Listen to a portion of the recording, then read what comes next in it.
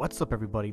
It's the Inhuman one here, and today I'm going to tell the tale of a gardener, a man who found solace in a world plagued by an unstoppable virus and ruled by an unjust king.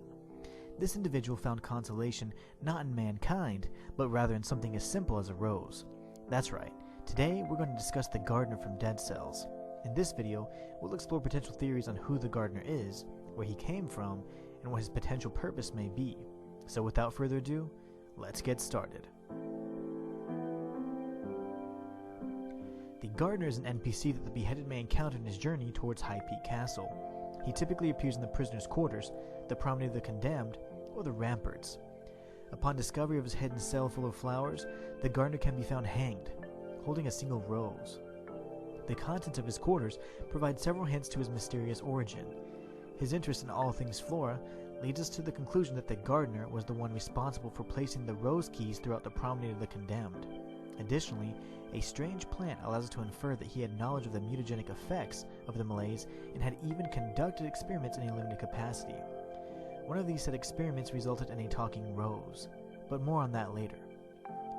Interestingly enough, each of the gardener's keys can only be located using either a rune or some sort of special ability, an ability that a simple gardener would be highly unlikely to possess. The first key requires the Ram rune, the second key requires either the Spider rune or the Homunculus rune, and the third key requires both a Keen Eye and the Stomp attack. Upon utilizing all three keys, the beheaded finds the blueprint for the explosive crossbow, an odd choice for a person with a green thumb. But how could a simple gardener harness such powers and abilities? Perhaps the gardener we found in death was once a different person altogether in life. I believe the key to his past are none other than the keys he has hidden throughout the biomes of the island. You see, the true purpose of the gardener's keys are not to unlock the doors to the crossbow, but rather to locate and obtain moonflower keys that can be used to obtain the answers that we seek. Moonflower keys can be located in the ramparts, the graveyard, and the Forgotten Sepulchre, locations that require great knowledge and skill to access, knowledge that would only be held by a member of the royal caste. Upon retrieving all of the three well-hidden keys, one must use them in a secret room in High Peak Castle to obtain the aptly named mutation that bears a stunning resemblance to our mysterious landscape architect, Acceptance.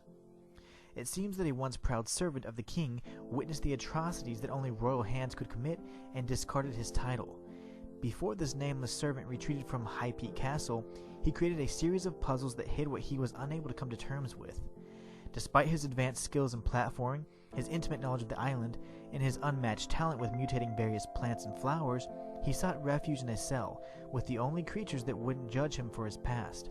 He had finally assented to the reality of his dark past and his hand in the grotesque experiments he had conducted with the malaise and recognized the futility of it all.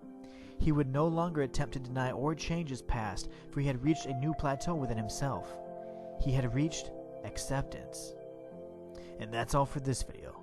Until next time, it's the Inhuman one, signing out.